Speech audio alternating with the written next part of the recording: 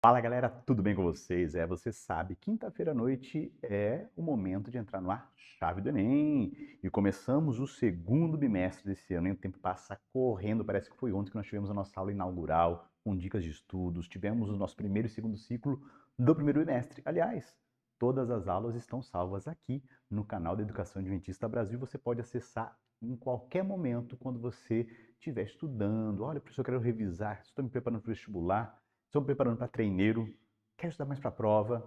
É aqui o seu lugar, no Chave do Enem. Bom, então começamos um novo ciclo do segundo bimestre, você já sabe, mas eu vou só revisar. Começamos sempre o ciclo com linguagens, a aula de hoje, e a correção do último ciclo do bimestre 1, História e Geografia, lá no final da aula. Semana que vem nós temos feriado, não tem chave. Na outra semana nós voltamos com matemática, depois ciências da natureza, humanas, e assim vamos fazer 2 vezes o ciclo também no segundo bimestre até o meio do ano e depois férias e voltaremos com o terceiro bimestre. Lembra então? Lembrou então? Para quem está chegando agora também, seja bem-vindo. Esse aqui é o Chave do Enem e é assim que nós vamos trabalhar, revisando o conteúdo, trazendo aqui aulas de 20 minutinhos explicando aquilo que é essencial. E lembrando, queridos alunos, que todo esse material também está lá na sua apostila da CPB.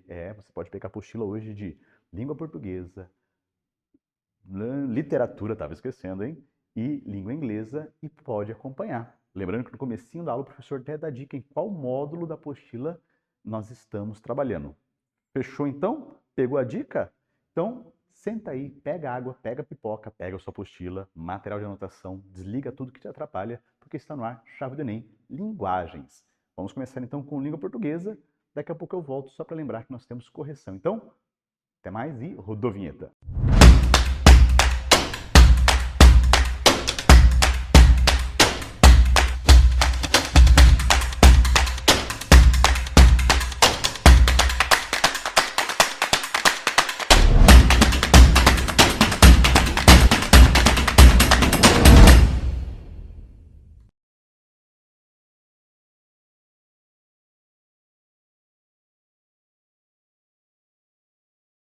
Olá, queridos! E aí, como é que vocês estão? Animados para a nossa aula de hoje?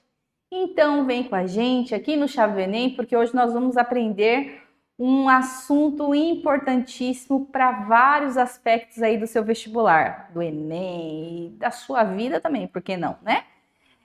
Nós vamos falar um pouquinho sobre intertextualidade. Já parou para pensar nessa palavra? Ela é grande, né? Intertextualidade. Então, isso significa que tem alguma coisa a ver com textos. Mas o que referente a textos? Então, vamos nos aprofundar um pouquinho mais neste termo que é extremamente importante para questões de língua portuguesa e também para a sua redação. Você sabia? Então, vamos lá. A intertextualidade é um recurso que está à nossa disposição e ela tem como definição um diálogo de um texto com outro texto, de uma forma explícita ou de uma forma implícita, tá? Então, às vezes, essa intertextualidade, deixa eu falar devagar, né? Ela pode ser muito visível, inclusive ser citada alguma obra, alguma referência dessa obra, ou ela pode ficar nas entrelinhas, tá? O que é difícil entender na intertextualidade? Não é o seu significado, e sim justamente você conseguir fazer referência, principalmente quando é uma intertextualidade implícita, com outro texto, porque precisa ter um pré-requisito, certo? Se você não tem o conhecimento prévio de uma obra, de algum autor e assim por diante, você não vai conseguir muitas vezes enxergar a intertextualidade existente ali naquele texto, tá bom? Então, o que é difícil na intertextualidade? Não é entender o que é intertextualidade, e sim ter toda a bagagem cultural para fazer essas relações que são necessárias para conseguir identificar essa intertextualidade. Então, eu trouxe aqui uma intertextualidade que eu acho que vai ser fácil para vocês. Acho que todo mundo conhece essa primeira obra que está aparecendo aí, né? Que obra é essa? Digam para mim. Ah, Mona Lisa. Já ouvi alguém gritar aí no fundo? Isso mesmo, a Mona Lisa. É uma obra clássica. que a maioria das pessoas tem conhecimento, certo? Inspirada aí na Mona Lisa, nós temos aqui do outro lado uma outra obra de arte, mas que está no universo aí da propaganda, da publicidade da propaganda, de um antigo material, né? Material não, né, gente? De um antigo produto que havia, que era da marca Bombril. Na verdade, existiam vários produtos, né? Tinha ali as palhas de aço, amaciante e vários outros, mas Bombril era a marca, tá? E aí você vai ver que as cores retratadas, a forma como a pessoa que faz a propaganda ali dessa marca, né? Ela está, como essa pessoa está parada, tudo vai fazer lembrar a obra da Mona Lisa, né? Aquele sorrisinho que não é aquele sorrisão completo, mas é entreaberto ali, as cores utilizadas, a forma de se vestir, a forma de parar a mão. Agora, a gente que já tem conhecimento a respeito da Mona Lisa, é fácil perceber que a obra do Bombril se inspirou ali na obra da Mona Lisa, né? Mas se você não tivesse conhecimento da Mona Lisa, provavelmente você não conseguiria entender que ali nós temos uma releitura, né, na propaganda do Bombril, justamente dessa obra da Mona Lisa, tá bom? Mas foi feita uma intertextualidade, porque um texto faz lembrar um outro texto já existente. Qual é o primeiro? A Mona Lisa. Qual foi o segundo? Não o segundo, né, gente? Mas no nosso exemplo aqui, a propaganda do Bombril, certo? Bom, então, definido o que é intertextualidade, eu tenho que falar devagar essa palavra, porque ela é muito grande, nós vamos entender um pouquinho, então, os tipos de intertextualidade que são os mais utilizados, ok? Então, vocês vão ver aqui, ó, que existe a intertextualidade que a gente vai chamar de alusão, de citação. Primeiro eu vou passar todos eles, depois a gente volta um por um, tá bom? Também tem a paródia e tem a paráfrase. Essas são os principais tipos de intertextualidade. Então, vamos começar? Bom, a alusão é aquele tipo de intertextualidade que vai fazer referência, relação indireta e às vezes até mesmo simbólica com outro texto já existente, tá? Como você já percebeu, a intertextualidade, ela pode acontecer tanto utilizando ali a linguagem verbal, como o exemplo que a gente vai ver depois ali na citação, como no exemplo anterior que a gente viu aqui do quadro da Mona Lisa, que nós temos ali uma linguagem não verbal, tá bom? Então pode acontecer em ambos os tipos de textos, usando esses mais diversos recursos de linguagem, tipos de linguagem, tá bom? Então a alusão é quando você faz essa referência indireta. Quando você aprendeu aí a fazer a sua redação, o seu texto dissertativo argumentativo aí do modelo do Enem, provavelmente a tua professora, o teu professor de argumentação já falou sobre um tipo de alusão, que é um dos mais comuns, a alusão histórica. Então é quando você relembra alguma coisa que já aconteceu na história, cita aquela situação porque você já acredita que quando você fala, por exemplo, de Revolução Industrial, todo mundo entende do que se trata e o que aconteceu com esse evento histórico, tá? Então isso seria, por exemplo, um tipo de alusão, certo? Agora, o outro tipo de intertextualidade existente é a citação. O que é uma citação? É uma referência a um autor e a sua obra, tá? Existem vários tipos de citação. Esse tipo de intertextualidade é importantíssimo não só para o seu vestibular, mas também para a sua futura vida acadêmica, tá? Porque a gente vai falar aí de citação, por exemplo, direta e indireta, que seria, por exemplo, uma citação direta. Então, você cita o autor e o que ele disse com as próprias palavras do autor, tá? E a citação indireta é quando você também cita o autor e a obra dele, mas sem usar exatamente as palavras dele. Então, você vai reescrever, às vezes até resumindo a ideia central desse autor, tá? Eu trouxe aí para vocês, ó, 2 exemplos de citação.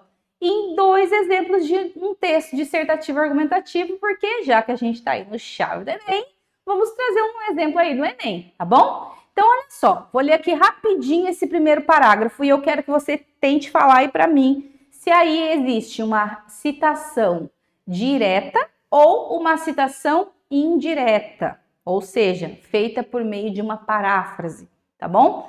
Então, olha lá. Em primeiro plano, é imprescindível destacar a baixa eficiência das leis relacionadas ao trabalho da mulher como um fato que potencializa a invisibilidade do esforço doméstico e de cuidados desse grupo.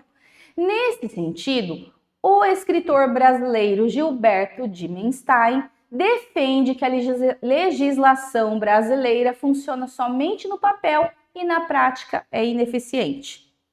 Então, o que está acontecendo aí? Que tipo de citação? Vamos ver?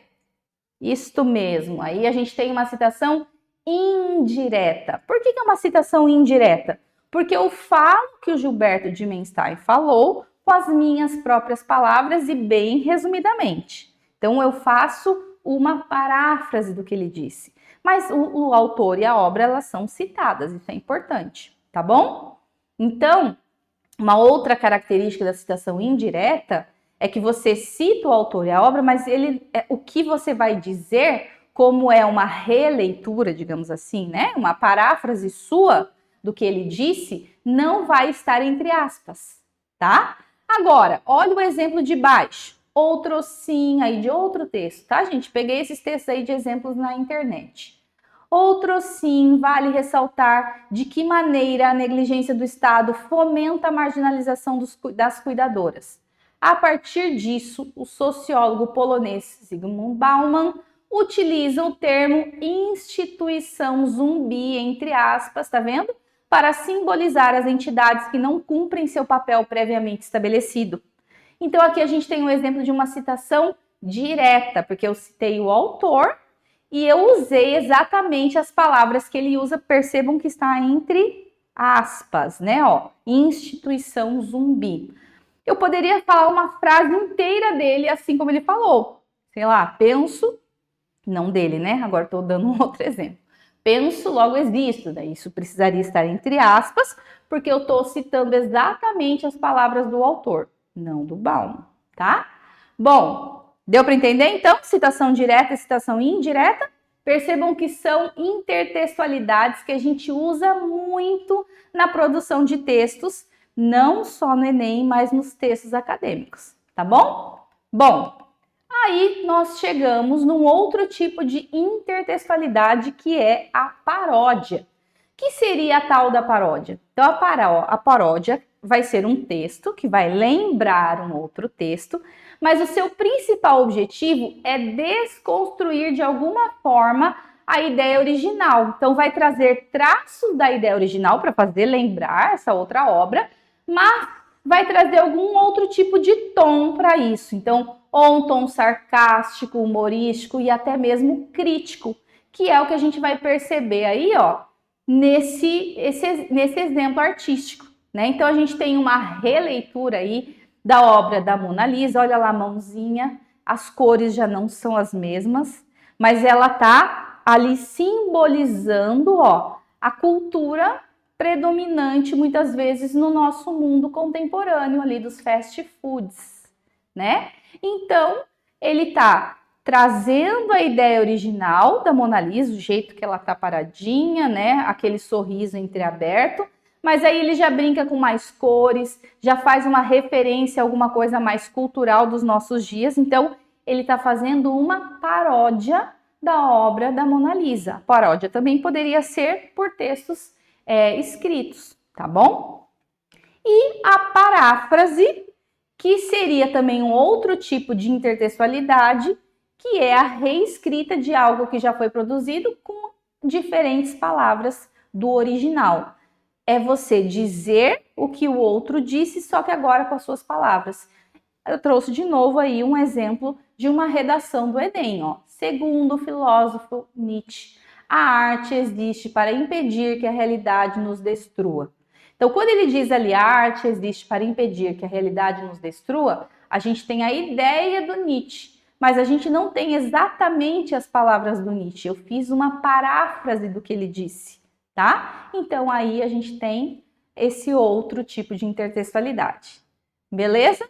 Então, eu espero que você tenha compreendido bem a diferença entre todos esses tipos de intertextualidade, tá? E que você esteja atento a esses tipos de questões também nas provas de língua portuguesa, que são cada vez mais frequentes, tá? E lembre-se, para você arrasar nesse tipo de conteúdo, não basta você saber o que é intertextualidade, os tipos de intertextualidade, você precisa ter bagagem cultural, tá? Então, veja boas obras, leia boas obras, porque elas vão te ajudar a fazer as relações com essas releituras, essas paródias, essas paráfrases que são feitas aí nos nossos dias, tá bom? Bom estudo para vocês e até a nossa próxima aula.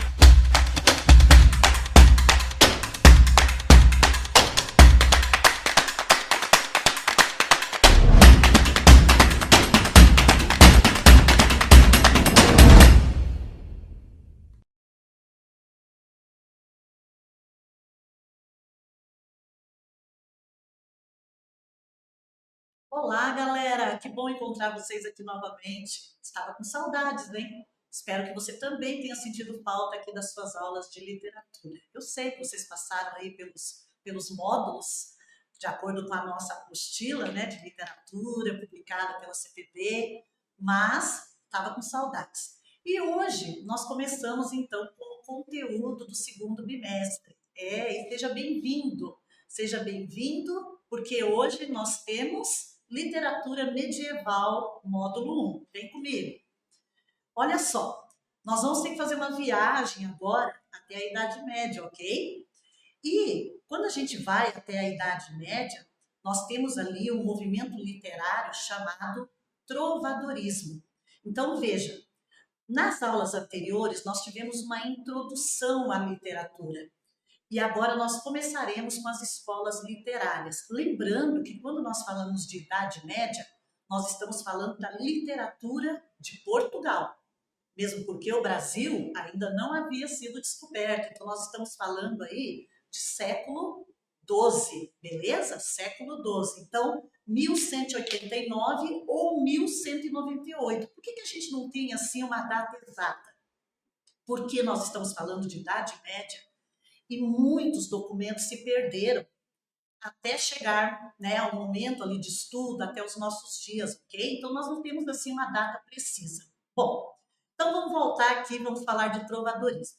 Como eu disse, o trovadorismo ele teve início na Idade Média e ele é caracterizado por cantigas, poesias palacianas e prosas medievais, que são as novelas de cavalaria. Então, vem comigo que a gente vai falar um pouquinho sobre cada um deles. Como eu disse, estamos falando o quê? Trovadorismo português, Portugal, certo? Que contexto histórico nós tínhamos nessa época? Primeiro, a Idade Média. Então, a Idade Média, nós sabemos que ela é um período que durou aí até 1453, isto é, século XV, e é um período histórico que durou mais ou menos 476 anos, com a queda de Roma. Então, finaliza ali com a queda de Roma. Quando nós lembramos da Idade Média, queridos, nós temos que pensar que nós temos ali o teocentrismo, isto é, Deus é o centro de tudo, ok? E o homem era considerado o quê? Imperfeito, porque Deus é o centro de tudo, Deus é perfeito. Estamos falando isso no contexto literário, certo? Não perca isso de vista. O que estava acontecendo ali na Idade Média? Olha, Deus é o centro de tudo. Então, quem que tinha o poder? A Igreja Católica, beleza? E claro que aí a gente vai falar das cruzadas. Então, dentro do contexto histórico, nós vamos ter ali as cruzadas. O que eram as cruzadas? As guerras entre cristãos e muçulmanos, também chamados de mouros. E eles saíam, né, nessas guerras em nome de Deus. E aí nós temos, então, como centralizador do poder, o poder político e cultural estava nas mãos da Igreja Católica. E nós temos, então, uma organização social, isto é, a sociedade ela estava organizada com uma pirâmide que nós temos dos que ocupavam assim uma posição social mais alta para uma posição social inferior. Então, nós temos lá, pensa assim, ó, nós temos um sistema feudal, né, feudalismo, terras, fazendas, propriedades, ok? Nós temos o clero, lembra? Deus, o centro de tudo, então, poder político e cultural nas mãos da Igreja Católica, então o clero ocupava o topo da pirâmide social, depois vinha a nobreza e depois então vinha o povo, ok, gente? Então esse povo ali dentro desse sistema feudal, beleza? É muito legal a gente conhecer o contexto histórico, porque não tem como nós falarmos de literatura, meus queridos, sem pensar na história de acordo com a escola literária que nós estamos estudando. Então, a partir de agora, primeiro ano, você não tem como pensar em literatura, em escolas literárias, movimentos literários, sem pensar no contexto histórico. E o trovadorismo português é a primeira escola que a gente está estudando aqui, é o primeiro movimento literário. Qual que é a estrutura social, né? Já dei aqui uma visão, né, breve para vocês. Então, veja, sistema feudal, o feudalismo era o sistema organizacional da sociedade, e nós tínhamos ali o povo. Esse povo ele era constituído pelos servos, principalmente os servos, que eram os trabalhadores que prestavam serviço para esses senhores, né, feudais, tá? Aí nós temos os cavaleiros, que eram os que lutavam e zelavam pela segurança. Você já vai entender um pouquinho mais sobre isso, tá? Aí nós temos os nobres, que são os donos da terra, eles se autoproclamavam donos da terra, se autoproclamavam superiores aos demais, e era assim, gente. Quem trabalhava para eles se sentia preso aos favores que esses nobres prestavam para esse povo. E aí vocês vão entender, né, um pouquinho mais como que era montado, então como que era formado esse sistema, certo, feudal da Idade Média. E eu falei que o clero, que era os detentores, né, da cultura, por quê? Porque eles estudavam para atender espiritualmente as pessoas, certo? Então essa era a pirâmide social ali da Idade Média, a estrutura social daquela época. E claro, quando a gente fala das cruzadas, né, quando nós falamos aqui dos cavaleiros, nós temos que pensar, gente, nas novelas de cavalaria. As novelas de cavalaria são o quê? Narrativas. Lembra? Narrativa é aquilo que é escrito em prosa, certo? Parágrafo, travessão. E aí, dentro dessas narrativas, nós temos então as novelas de cavalaria, que elas surgiram no período medieval. E elas traduzem muito, mas muito bem, o espírito desta época. Então, são histórias que retratam a luta pela honra, a coragem, a fé, a sobrevivência, não apenas no imaginário, mas traduziu também de maneira literal a vida e a aventura das pessoas comuns e dos cavaleiros medievais. Aqueles cavaleiros templários, né, ou cavaleiros cruzados que saíam, né, para as cruzadas. E quando nós falamos das novelas de cavalaria, nós podemos dividi-las em 3 ciclos: o clássico, ou greco-romano, o arturiano ou o bretão. E aí nós temos também o carolíngio ou francês. Então vamos conhecer um pouquinho mais sobre cada uma delas. Olha lá, quando eu vou para o clássico ou greco-romano, eu tenho que pensar em quê? Na epopeia, né? Vocês estudaram a epopeia no bimestre anterior, que é a narrativa que conta os atos heróicos de um povo. E essa narrativa ela é feita, né, por meio aí da prosa. Então nós temos a Ilíada e a Odisseia, ok? Depois nós vamos ter as novelas arturianas, novelas de cavalaria arturianas. Então nós temos aqui o rei Arthur e os cavaleiros da Távola Redonda. Quem de vocês, ou algum de vocês aí que não leu, Fala para mim. Claro que alguns aí já leram o Rei Arthur e os Cavaleiros da Tábua Redonda. E os filmes, então? Quantas versões, né, do Rei Arthur e dos Cavaleiros da Tábua Redonda que nós temos aí em forma de filmes? Aí depois nós vamos ali para o clássico também, a novela de cavalaria, tá? Carolinja, o Tristão, desculpe, Tristão e Isolda, que também vai entrar aqui junto com as arturianas ou bretão. Então, Arthur, olha eu, gente. Ai, ai, ai, Nairzinha, que é Arthur, é Tristão. Tristão e Isolda, gente. Da onde que eu tirei Arthur? Bom, quem é meu aluno talvez vai entender, porque eu tô falando Arthur aqui. Ó, gente, guarda aí, hein? Vamos voltar. Tristão e Isolda, tá? Então é uma novela de cavalaria que a gente tem aí também junto com o Rei Arthur e os Cavaleiros da Tábua Redonda. Ah, e Tristão e Isolda também tem filme muito legal. Não sei se você curte filme de época, mas eu gosto, principalmente esses que retratam obras literárias. Eu gosto de comparar, de analisar. Bem fiel, tá? Bem fiel à obra literária que é o livro. E aí nós temos a história do imperador Carlos Magno.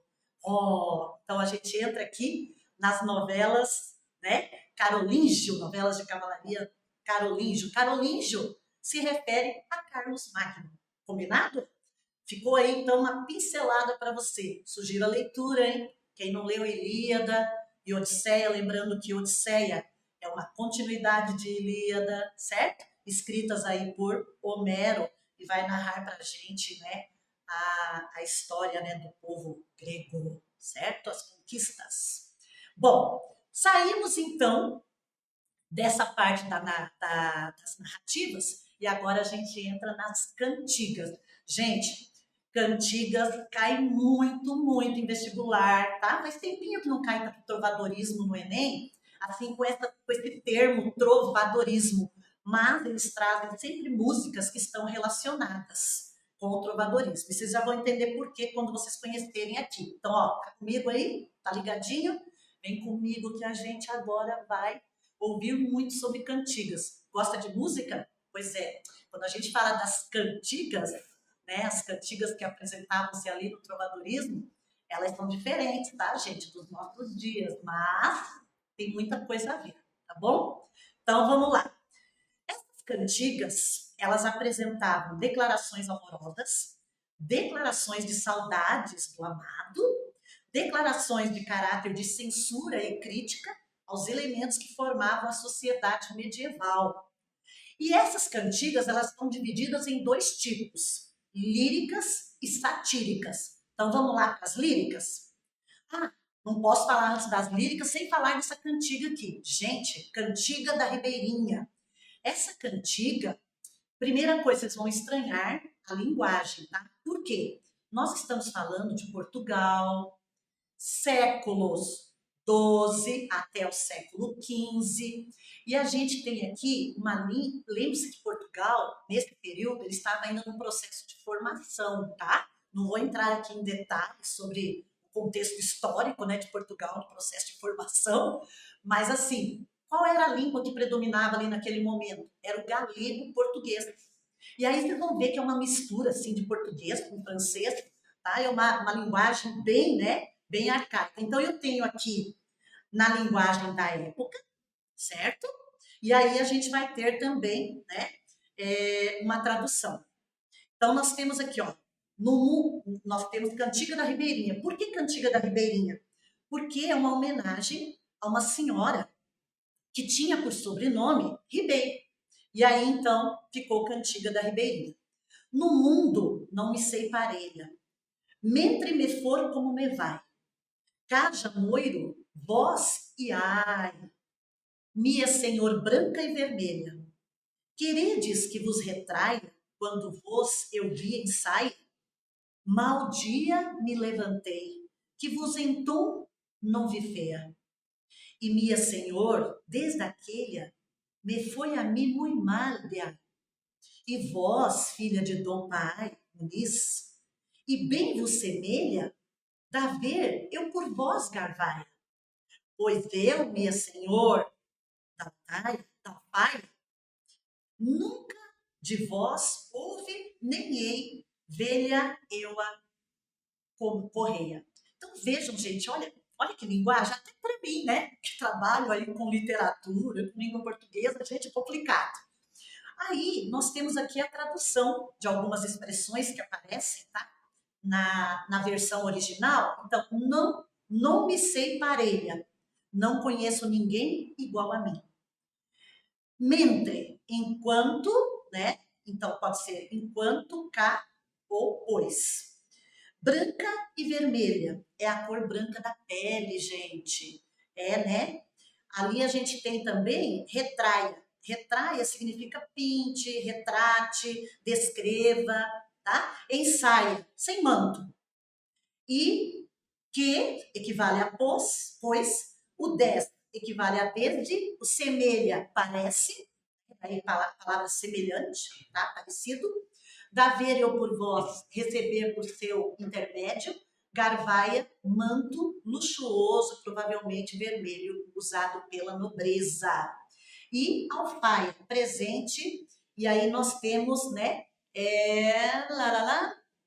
o último termo aí, que é valia do correr, que é objeto de pequeno valor, tá? Então, por aí você tem uma noção de como que é.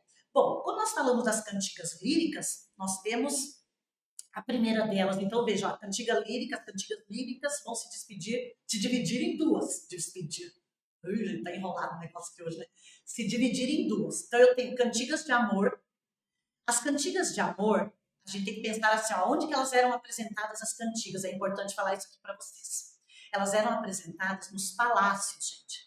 Quem que cantavam essas cantigas? Eram os trovadores. Esses trovadores, eles sabiam escrever, tá? Então, eles compunham as cantigas e eles apresentavam essas cantigas dentro dos palácios, nas festas. Então, pensa assim, era o que eles tinham de recreação nas festas, uma das recreações. Então, as cantigas, elas eram muito, muito importantes na Idade Média. E quem estava ali junto nos banquetes palacianos, né? O clero, os reis, certo? E, claro, parte também do povo, né? Então, essas cantigas de amor, como o próprio nome já diz, elas eram usadas para justificar o sofrimento amoroso. E os versos da cantiga representavam o eu lírico masculino, que é chamado também de vassalo. E esse vassalo, ele se colocava aos pés de uma dama da alta sociedade, tá? Chamada de suzerana. E geralmente essa mulher, ela já era comprometida, por isso que é chamada de cantigas de amor. Ela já era comprometida, ela não correspondia ao amor dedicado a ela. Então pensa que é um amor platônico, é um amor idealizado, tá? Então havia até uma diferença de classe social, que eu estou falando do vassalo, que é um cara lá do povão, vamos dizer assim, que sabia ler, escrever e compunha essas cantigas, e ele tinha o privilégio de participar das festas no palácio como trovador. E nós temos o quê? Essa mulher que era inalcançável. E essa era isso, né, que tornava a cantiga, gente, muito mais valorizada, pois o sofrimento era um dos fatores mais importantes na composição. Gente, vocês acham que sofrência só tem no século XXI? Né? Tem aí uma cantora famosa que ficou reconhecida como a rainha da sofrência. Sofrência tinha lá na Idade Média também, olha as caras. Os caras amavam e não eram correspondidos, né, gente? A mulher não estava nem aí para eles. Então, o trovador se dirigia à mulher amada de forma respeitosa e fazia as composições tendo como interlocutora a Mia Senhor, tá? Por que a Mia Senhor? Olha só, nós estamos falando do galego português e não existia o substantivo feminino para senhor naquela época. Então não existia o substantivo feminino senhora. Então eles se dirigiam a essa mulher amada como Mia Senhor, tá ok? Aí aqui a gente tem mais duas cantigas, né? E não vou lê-las para vocês, mas tem na sua apostila, beleza?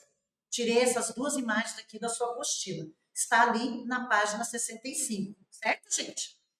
E aí, então, nós vamos para as cantigas de amigo.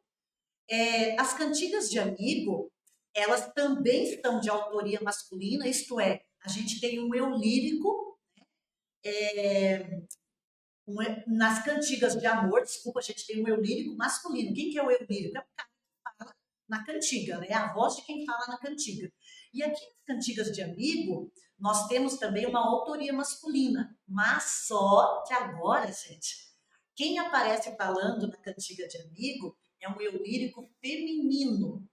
Por quê? Porque a palavra amigo deve ser lida como namorado. Olha que interessante. Idade Média, Igreja Católica, Deus o centro de tudo, entenderam? Então existia, né, muita restrição, certo? Então as coisas eram feitas assim com muito cuidado, não eram expostas, escancaradas. E nessas cantigas, a mulher canta, na maioria dos casos, ela canta o quê? Uma grande saudade que sente de seu amado. Peraí, professor, então a mulher, ela participava lá do palácio cantando? Não, não, não, não, não, não. Vamos deixar isso aqui bem claro. Quem continuava cantando era o trovador, sexo masculino, certo? Só que agora, a voz que aparece, não é a voz cantada, tá, gente? A voz de quem fala na cantiga de amigo é um eu lírico feminino. E esse eu lírico feminino, ele vai, né, vai se dirigir ao namorado, ao esposo, né, ao amado falecido. Tá? E vai declarar um amor já concretizado, que agora está distante, por estar em combate em terras longínquas.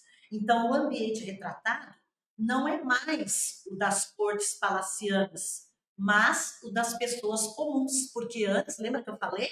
Uma mulher idealizada na cantiga do amor, né? Ela está numa posição social mais elevada do que o trovador, do que o eu lírico que aparece na cantiga de amor.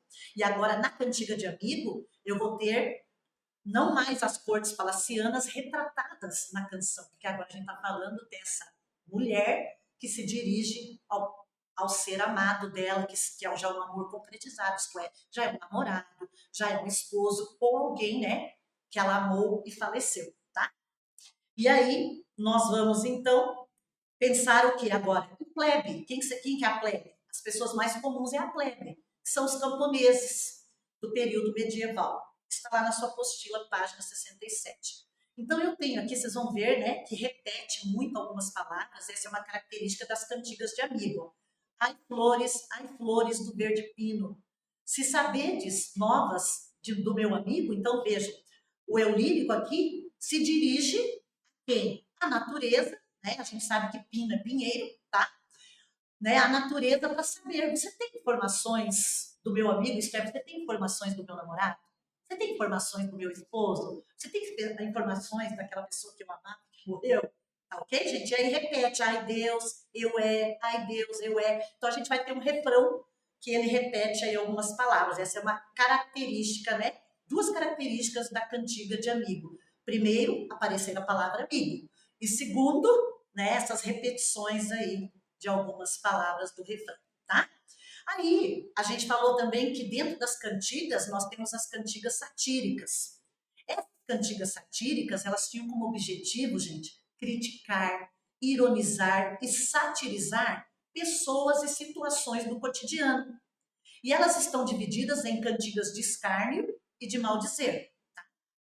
Então, nós temos aqui, veja, nas cantigas satíricas, as de escárnio, não aparecia o nome da pessoa a quem estava se dirigindo a cantiga. Então era uma coisa assim mais discreta, mais disfarçada, tá? Não ficava escancarado. Aí diz assim, ó, ai, dona feia, foste vos queixar? Ah, dona feia, foste vos queixar, porque vos nunca louvem meu trobar. Mas ora, quero fazer um cantar em que vos louvai todavia, e vedes como vos quero louvar. Dona feia, velha e sardia, sardia cheia de sardas. Então veja que essa dona feia, aí tem a tradução ali, tá? Dona feia foi se queixar. Ela foi se queixar para alguém. E aí o trovador pensou assim, ah é? Você está reclamando que eu falei que você é feia? Pois agora então eu vou escancarar que você é feia mesmo. Toda aqui, né? O povo vai saber que é você, mas sem dizer o nome, tá, gente? Então, Ai, senhora feia, foi se queixar porque nunca a louvei nas minhas trovas. Porque ela foi dizer assim, eles nunca falaram de mim nas canções deles do trovadorismo. Por quê? Porque eu sou feia? E o trovador pegou e desceu a lenha ali, né? Bom, e esta é uma cantiga, tá, gente, dos cancioneiros medievais. Isto é uma paródia ao elogio cortês da senhora e apresenta uma mulher que se queixa de nunca ter sido homenageada pelo trovador. Então, o autor, tá, da canção, né, da cantiga, melhor dizendo, o João Garcia de Guilhade, se dispõe a fazê-lo, mas com muito sarcasmo e deboche. É isso que o cara faz. Aí a última, Cantiga de Maldizer. A Cantiga de Maldizer, ela se dirigia de forma direta. Então, se na cantiga, né, satírica ali, na cantiga de escárnio, não citava o nome da pessoa, agora vai citar, gente. Agora o negócio fica escancarado, tá? Então, a Cantiga de Maldizer se dirigia de forma direta a alguém com o objetivo de fazer críticas, ironias e sarcasmos. Muitas vezes, o que acontecia? O eu lírico, ele usava palavras de baixo calão, viu, gente? Impropérios e versos agressivos, que abordam temas como infidelidade, imoralidade de religiosos e de pessoas públicas. Então, era por meio das cantigas de maldizer que os trovadores atacavam a igreja, atacavam aqueles que ocupavam, né, a posição mais social ali da pirâmide, tá? O clero, né, os cavaleiros, enfim, tá bom? Então, era nas cantigas de maldizer. Aí, na página 68 da apostila, nós temos ali, ó, Maria Pérez se manifestou no outro dia, cacor muito pecador. Se sentiu e logo a nosso Senhor prometeu, pelo mal em que andou, que teves clériga, olha o termo, clériga, seu poder. Cola os pecados que lhe faz fazer, o demo com que chia sem prador. Então veja que aqui uma crítica ao clero, tá? Uma mulher que, né, se envolveu ali com alguém do clero, beleza? Pessoal, por hoje é isso. Não se esqueça que a gente tem ainda o humanismo, então dá uma olhadinha aí na tua apostila, ok? E nós nos encontramos na nossa próxima aula. E não se esqueça que tem simulado disponível para você. Beijo, tchau!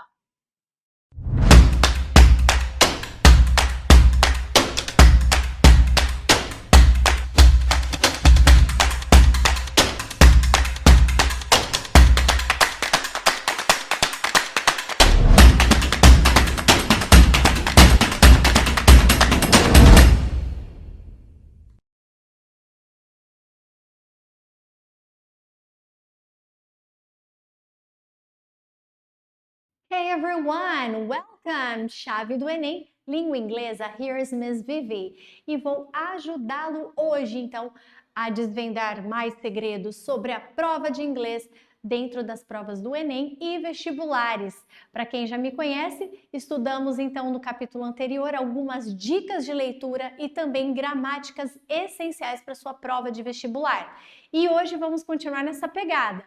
Bora lá, pessoal? Então, lápis, borracha, caneta, bloco de anotação, pega lá o seu, sei lá, seu tablet. Não sei se você é tecnológico, mas serve também. Só não perde o foco e vamos embora, porque temos muito que estudar hoje. Começando então, Reading Tips é algo que eu trouxe de volta para vocês, que nós já vimos então no capítulo anterior, na edição anterior, e eu trouxe de volta, porque é essencial para que você faça uma boa prova, seguir as dicas de leitura. Trouxe ainda para vocês o Simple Present Continuous, que também vimos já outra vez, né? O Simple Present. Então, continuando nessa pegada de Simple Present, vamos ver a diferença entre o Simple Present Continuous. E ainda Question Words, que são as perguntas, o que, como, quando, onde, quem, para que você entenda então sobre o que é o texto. Isso é extremamente importante para a sua prova do Enem. Combinado? Bora lá então, galerinha! Reading Tips, vamos revisar. Pessoal, quando você abre a sua prova do Enem, você precisa seguir uma ordem para você não ficar ali confuso, perdido, principalmente você que não tem tanta fluência assim na língua inglesa.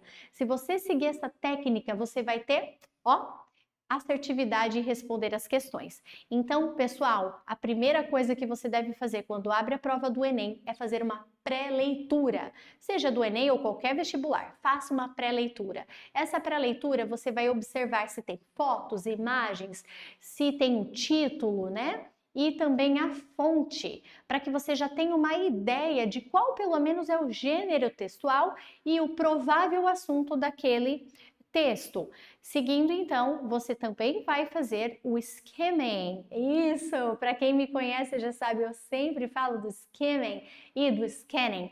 O skimming é a técnica de leitura dinâmica, onde você vai passar o olho ali rapidamente pelo texto, reconhecendo palavras já que você conhece, cognatos, que são as palavras idênticas ou muito similares à língua portuguesa. E dentro dessa leitura dinâmica já vai destacando as palavras que se repetem e os pontos importantes desse texto, combinado? Você pode até adiantar algumas perguntas, levantar perguntas possíveis que você vai encontrar ali no texto ou no próprio enunciado, ok? E para terminar, não se esqueça do scanning.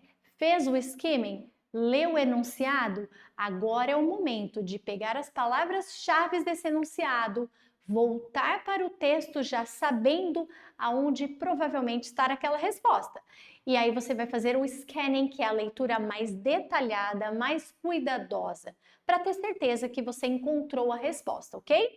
Então essa leitura focada vai te ajudar a encontrar a resposta que você procura. Essas são as dicas de leitura que eu reviso com vocês hoje. Fechou? Combinado? Então, pessoal, agora vamos para a nossa gramática. E hoje eu trouxe para vocês Simple Present Continuous. Então, como o nome já diz, ó, continuous é uma ação que está acontecendo no presente e ela é contínua. Ela está acontecendo. Ok? Fechou? E em quais situações eu uso present continuous? Como vocês veem ali, olha só, em activity in progress. Então, se você tem uma atividade que está em progresso, como no exemplo, he's sleeping right now. Está acontecendo right now, agora. Então, a palavra right now significa no momento exato, agora. Então, essa expressão, essa palavra indica Simple Present Continuous, ok?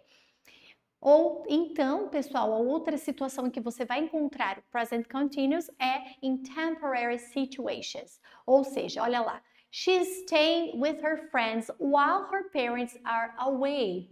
Você está vendo que é uma situação temporária que está acontecendo ali, mas não vai permanecer. Então, ela está ficando com seus amigos enquanto seus pais estão fora.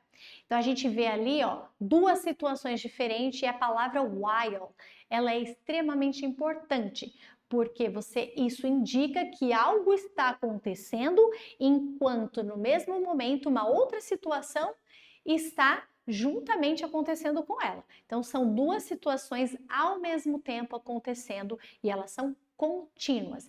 Então, não esqueça da palavra right now, que a gente viu no exemplo anterior, e na palavra while. São dois indicadores de present continuous. Também devemos lembrar que você usa o present continuous em uncompleted actions, ou seja, ações que ainda não terminaram, que não se completaram. Por exemplo, James is still working to perfect his English accent.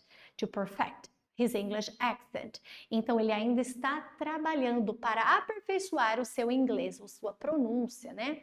Ou o seu accent, que a gente fala no inglês, ok? Então, é algo que está acontecendo e não terminou. E ainda, future events. Nós também podemos usar o Simple Present Continuous para falar de futuro. Como assim, teacher? Vamos ver esse exemplo aqui, ó. My friends are coming. My friends are coming. Meus amigos estão vindo. Quando? Tomorrow. Então, a gente vê que é um futuro próximo. Então, você também pode usar a estrutura do Present Continuous para falar de um futuro próximo. E ainda assim, repeated actions. Temos ainda ações que se repetem. Those students are always asking questions. Aqueles alunos estão sempre perguntando, né, ou fazendo perguntas. Então, nós temos ali uma situação de frequência ali, ó, de ações repetidas.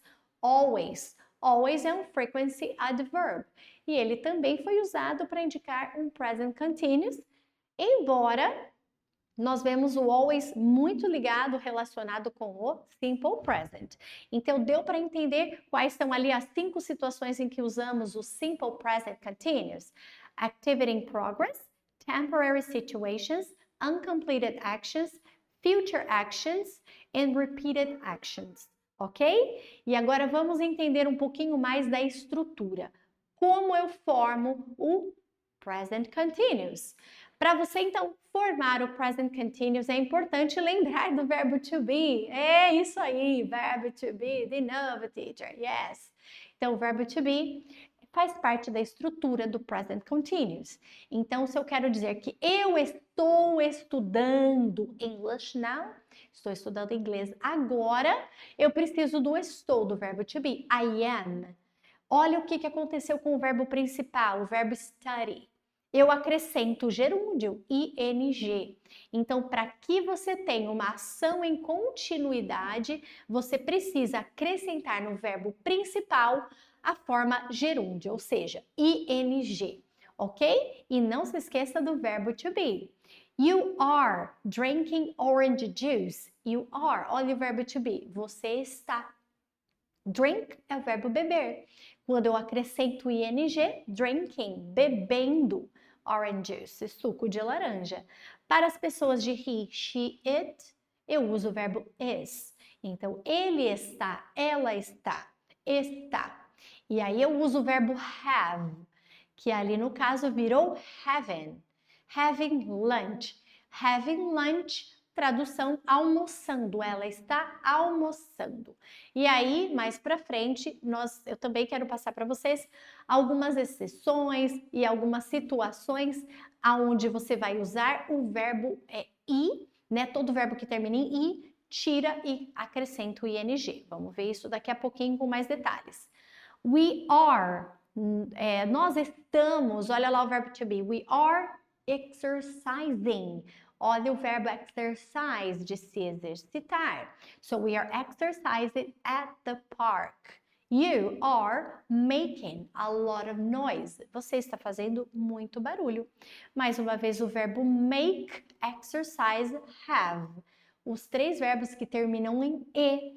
Vocês viram a transformação? Tira o e e acrescenta ing.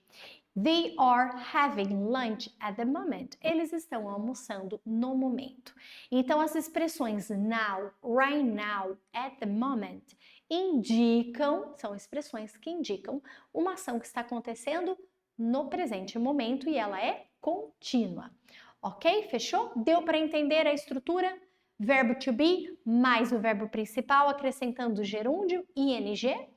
É ótimo, muito bem, pessoal. Então, olha lá, aqui nós temos algumas regras, tá? Essas regras são muito importantes, se você lembrar, tá? Então, você vai adicionar o gerúndio ing no final do verbo principal, na maior parte desses verbos. Olha lá, cooking, eating, playing, studying, talking. Todos eles eram verbos principais que se transformaram em gerúndio. Agora, olha o exemplo lá do... Lembra que eu falei do have, exercise? Virou ing. Como? Tira o e do final. Então, se o verbo termina em e, apaga o verbo e acrescenta ing. Como, por exemplo, bicycling, chasing, participating, writing. São verbos terminados em e que se transformaram em ing. Ok? E aí, nós ainda temos algumas exceções ali com o verbo die e lie. Verbos que terminam em ie. Ok? Então, ó, change the ie to y e ainda por cima acrescenta o ing. Então, se o seu verbo como die e lie termina em ie, você tira ie, acrescenta o y e ainda por cima o ing.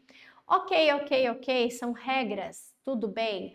Dificilmente vai cair uma regra dessa no vestibular ou uma regra dessas no Enem, mas é importante você saber porque você pode confundir até mesmo na tradução, ok? Então, die, lie, morrer, mentir, então acrescento ing.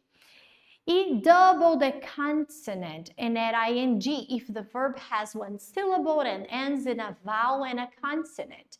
Lembra da regrinha do CVC? Consoante, vogal, consoante? Então, é isso aí. A regrinha do CVC. Beg. Então, begging, que é o verbo implorar. I beg you. Begging. Implorando. Então, é beg. CVC. Acrescenta a última consoante, repete a última consoante. E aí você acrescenta ing. Temos ainda planning, stopping, ok? Fechou? Então, essas são algumas regras. Ela não vai cair no seu vestibular ou na sua prova do Enem como algo, né, questionável, vai questionar você sobre isso, mas é importante você saber, principalmente por causa da tradução. Ela muda um pouquinho, né, a forma de escrever. Você pode se confundir, mas agora você já sabe. Fechou, pessoal? É isso aí. Olha só, outra situação que é muito importante você lembrar. Dentro da língua inglesa, nós temos o stative verb, né, que são os verbos estáticos, verbos sem movimentos. Então, são verbos de opinião, verbos de emoção, verbos de feeling ali, né, de sentimento, percepção e ainda de posse ou de medida. Então, quais são esses verbos que eles permanecem estáticos e você não muda para o ing, ok? Porque eles não são verbos de ação, e sim de opinião, emoção, percepção e medidas. Então, ou possessão, né, de posse. São eles, olha lá, agree, believe, doubt, guess, imagine, know, mean, recognize, remember, suspect and think. Então, esses verbos que são de opinião não muda, ok? Não existe I am agreeing with you. Eu estou concordando com você. Eu concordo com você. I agree with you. Ok? Então, ele não vai mudar para o ing. Outro verbo de emoção, que é o like, gostar. I'm liking you. Eu estou gostando de você. Não, eu gosto de você. Ok? Outro, aqui de percepção. I'm seeing you. Eu estou vendo você. Não, I see you. Eu vejo você. E ainda por cima, né, de posse. I'm having a car. Eu estou tendo um carro. Não, eu tenho um carro. I have a car. Ok? Então, esses verbos não mudam, tá bom? Porque eles são estáticos. Fechou, pessoal? Então, é realmente muita coisa, né? Muito verbo. Mas lembre-se, verbos que não são verbos de ação, que no caso opinião, emoção, percepção e medida, permanecem na sua forma original, ok? Ainda temos que lembrar que alguns verbos eles se transformam de estáticos para dinâmicos, ou seja, algo parado para algo com ação. E quais são esses verbos então? Por exemplo, she's very friendly, é o verbo to be. Ela é muito amigável, porque é um verbo de qualidade permanente. É qualidade, she's very friendly. Agora, se eu estou falando de um comportamento temporário, aí eu mudo. She's being friendly. Ela está sendo muito amigável, porque é um comportamento ali, daquele momento, tá bom? Fechou? Outro verbo, I have a new pair of shoes. Have, possessão. Eu tenho posse. Eu tenho um par de sapatos. Agora, se eu estou falando de uma atividade, I'm having lunch now, eu estou almoçando agora, é um verbo de ação. Aí sim, ele muda para ing. Outro verbo também é o verbo see, tá? O verbo ver. Quando ele é opinião, permanece estático. Então, do you see any problem with that? Você vê algum problema nisso? Ou seja, é uma opinião. Agora, quando é uma atividade, um verbo de ação, we're seeing the doctor tomorrow morning. Nós iremos ver, nós iremos visitar, no sentido de irmos, né? De ver o doutor, o médico, amanhã de manhã. Ok? Outro, Maria thinks sports are good for you. Então, nós temos o verbo think. no sentido de opinião. Eu acho, a Maria acha que os esportes são muito bons para você. Agora, quando é uma resolução de problema, né? Maria is thinking about her homework. Ela está pensando sobre a tarefa dela. Aí não, aí ele pode sim mudar para ing, ok? E o último verbo que faz essa transição de estático para dinâmico é o verbo taste. Então, olha lá, the sandwich tastes great. Esse sanduíche, esse lanche, ele tem um sabor maravilhoso. Então, nesse sentido de sabor, de percepção, de opinião, ele permanece estático, ok? Já como forma dinâmica, the chef is tasting the sandwich, porque ele está fazendo atividade, o movimento, a dinâmica de experimentar. Ele está experimentando o sanduíche, então é um verbo dinâmico, ok? Ficou claro, então, essa transição de um verbo estático para uma ação, algo dinâmico? É isso aí, pessoal! Agora vamos para a nossa segunda grammar desse capítulo, que é question words. Então, aqui no inglês a gente chama de W8 questions. Algumas perguntas como quem, quando, onde, por quê, etc. Então vamos começar com a nossa primeira, que é what. Então, what, o que, qual, para informações gerais. Exemplo, what's your name? Qual o seu nome? Ainda temos when. When is your birthday? Quando é o seu aniversário? Where, location, place, position, where do you live? Onde você mora? Who, para você perguntar sobre alguém. Who's your mom? Então, quem é a sua mãe? E ainda temos o whom, que tem a mesma tradução, mas aí não para perguntar de um sujeito e sim de um objeto, ou seja, de quem vai sofrer a ação. Whom did you visit? Quem você visitou? Então, ele é um objeto porque você visitou alguém, alguém recebeu essa ação, ok? E ainda temos which, choice between two items. Então, qual, assim como what tem a tradução de qual, which também tem a mesma tradução. Só que é quando você dá opções para a pessoa. Por exemplo, which color is your favorite? Blue or red or yellow? Ok? Então, você está dando opção, você usa which. Se for de forma generalizada, what's your favorite color? Qual sua cor preferida? Sem opção. Ok? Pessoal, as W8 questions, elas são extremamente importantes porque ela vai perseguir você, ela vai te seguir em todos os tempos verbais, seja presente, passado, futuro, present perfect, sempre vai existir uma W8 question. Então, é muito importante você ter a tradução, conhecer a tradução destas palavras para facilitar a sua leitura. Temos ainda o whose. Então, whose car is that? De quem? Então, é para expressar posse ou relacionamento. De quem é aquele carro? Temos ainda why. Why are you so happy? Que é razão, o porquê. Por que você está feliz? How. Oh, teacher, mas how não é W8 question. Não, você tem razão, mas ela não deixa de ser uma question word. E how significa maneira, condição, qualidade, como. Então, how are you? Como vai você? Como você está? Então, ele indica uma condição, ok? E ela ainda tem ali as suas variações. How far, how long, how often e tantas outras. How many, how much. Então, how far para a distância. How far is your home from school? Qual a distância da sua casa para a escola? How long, cuidado, não é long de longo, tá? Mas é de duração. Então, se eu pergunto, how long is your flight to London? Quanto tempo? Então, é para mensurar tempo, duração. Então, quanto tempo é o seu voo até Londres ou para Londres? E how often? How often é frequência, frequency. How often do you exercise? Com qual frequência você se exercita?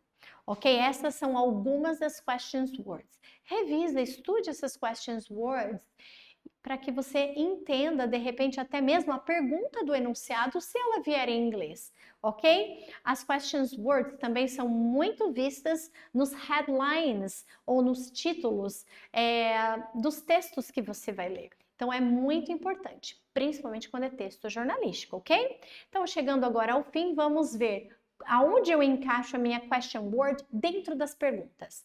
Temos um exemplo ali, tanto com simple present quanto com present continuous. Olha lá no simple present. Você vai usar where do you like to go? Aonde você gosta de ir? Temos ali where, WA question, uma question word, ela inicia a pergunta, onde? E aí vem toda a estrutura do simple present, como vocês podem ver. Não esquecendo ali do ponto de interrogação no final. Assim também vai funcionar para o present continuous. What? What are you talking about? Sobre o que vocês estão falando? Então, what vem antes de qualquer outra estrutura da pergunta, antes do auxiliar, do verbo auxiliar, antes do sujeito, antes do verbo principal e do complemento, não esquecendo do ponto de interrogação. E essa estrutura da question word vai funcionar não apenas para o simple present, como para o simple present continuous, mas também para qualquer outro tempo verbal que nós vamos aprender ao longo das nossas aulas. Alrighty, okay, I truly hope I have helped you today with this content, and faça um bom simulado, faça com calma, focado então no que a gente aprendeu hoje, nas reading tips também, e eu espero que você faça um excelente simulado, ok? Nos vemos então na correção. Bye bye, guys!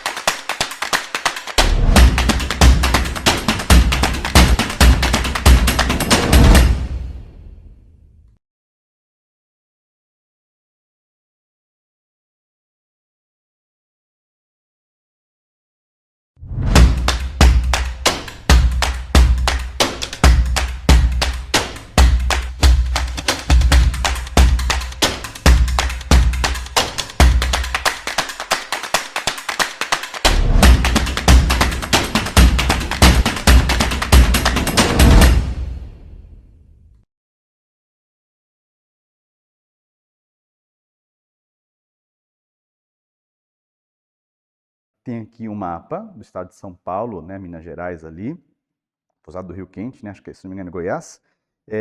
Então nós temos ali, marcando 2 pontos, a própria imagem já traz a distância gráfica, tá ali, ó, 9 centímetros. E aqui embaixo tem uma escala, 1 para 8 milhões e 500. Então, né, uma família paulistana pretende realizar uma viagem de carro com destino a Rio Quente, município do estado de Goiás, considerando a distância linear, linha reta, né, desconsiderando as curvas da estrada, no mapa ser de 9 centímetros e a escala, né, de 1 para 8 milhões e 500 mil, quantos quilômetros aproximadamente essa família vai percorrer em linha reta? Perceba que a resposta está em quilômetros, mas a escala é dada em centímetros. Então aqui em cima você tem, né, que 1 centímetro no mapa equivale a 8 milhões e 500 mil centímetros. O professor de onde tirou esse dado? Aqui, olha, opa, o dedo não chega lá, mas da escala. Então, 1 equivale a 8 milhões e 500. Perceba que aqui no mapa eu medi 9, então 9 vai ser proporcional. Por isso que a regra de 3 para mim é a melhor forma de resolver. Professor, eu aprendi com uma formulazinha, o professor ensinou outra forma. Perfeito, tá? Mas eu uso aqui a regra de 3 porque é básico, qualquer um consegue entender. Então, se 1 vale 8 milhões e 500 mil, 9 vale x. Só multiplicar, né? Eu tenho, multiplicando 9 por 8 milhões e 500 mil, 76 milhões e 500 mil centímetros. Olha, o trabalho maior vai ser passar para quilômetros, né? Então, aqui, de centímetros para metros, eu vou dividir por 100 ou cortar 2 zeros. Vai me dar 765 mil metros. Não precisava nem pensar muito, né? Geralmente a gente já vai intuitivamente. Mas aqui, ainda não tem quilômetro. De metros para quilômetros, basta dividir por 1000, ou, nesse caso, cortar 3 zeros. Cortou os 3 zeros, 765 quilômetros. Resposta C. Fácil demais. Fácil demais, mas fique ligado.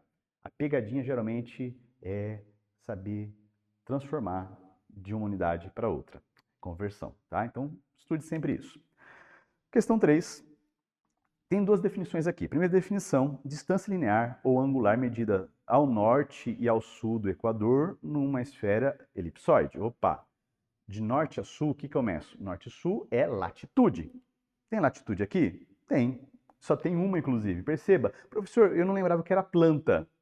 Não tem problema. É uma dica de vestibular. Tenta eliminar aquilo que você já sabe, para você conseguir compensar o que você não sabe. Então, olha, distância linear ou angular, você aprendeu ali, né? Coordenadas, latitude, longitude ou longitude e meridiano, ou paralelos e latitude. Então, aquela medida angular ou linear, se a gente estiver trabalhando com coordenada plana. O que vai para norte e sul é latitude, leste-oeste, longitude. Então, resposta foi dada, ok? E resposta correta. Questão número 4. Então, aqui nós temos que analisar 5 afirmativas. Você já analisou, né? Então, tem aqui um enunciado. Uma pista que mede aproximadamente 600 metros teve sua localização grafada, riscada, numa representação cartográfica a partir da utilização de um traço retilíneo de 6 centímetros. Quer dizer o que, professor, isso? O cara pegou o mapa, marcou ali a pista do aeroporto. E ele quis representar essa pista do aeroporto, que tem 600 metros, em 6 centímetros. A partir disso, você tinha que analisar as alternativas. Professor, quais são as corretas? 1, 3, 4. Vamos para as incorretas. A 2, porque ela está incorreta. Numa representação cartográfica de escala de 1 para 25 mil, opa, agora ele deu uma escala. O traço representativo da citada pista de pouso alcançaria 8 centímetros. Vamos lá. Essa pista tem 600 metros. Então, como que eu posso fazer isso, professor? Eu sei que cada 1 centímetro vale 25 mil centímetros. Corta 2 zeros, 250 metros. Então, nesse mapa, cada centímetro vai equivaler a 250 metros. Se a pista tem quantos 600 metros? 8 centímetros equivaleria a 600 metros? Ah, tá muito na cara que não. Ó, 1 centímetro, 250 metros. 2 centímetros já dá 500 metros. 3 centímetros, 750 metros. Já passou. Então, você já elimina. Fácil, né? E a outra incorreta é a 4. Para representar uma pista com maior riqueza de detalhes, ó, eu quero detalhes. Poderia ser utilizada uma representação cartográfica em escala menor? Não, é o contrário. Escala maior. Denominador diminui, escala maior é porque é maior detalhamento. Já está errado, tá? Portanto, as corretas são 1, 3 e 5. Pegou aí? Vem comigo então, última questão. Eu tenho aqui 2 projeções cartográficas, isso está lá na apostila de vocês, bem marcado no finalzinho do módulo 2, quando fala sobre projeções cartográficas. Aqui nós temos a projeção de Mercator e a projeção de Peters, né? E quais são as alternativas corretas? A 2 e a 4. Vamos entender então a 1, a 2 e a 5. 1. A projeção A, representada no momento histórico de expansão marítima e comercial europeu, caracteriza por um modelo de projeção equivalente? Não, não é equivalente. Já está errado ali. 2. As projeções A e B, por suas características, podem ser consideradas representativas de projeções cilíndricas conformes? Também não é. Está errado. Tá? E a 4. A projeção B, embora eurocêntrica, não. A B é a de Peters. Peters, ele destaca os países subdesenvolvidos, então também está errado. Portanto, né, estariam corretas a 3 e a 4. Fácil, fácil, fácil. Sugiro que você sempre dê uma revisada em cartografia, porque cai muito em vestibular e a gente fala pouco, devia falar mais.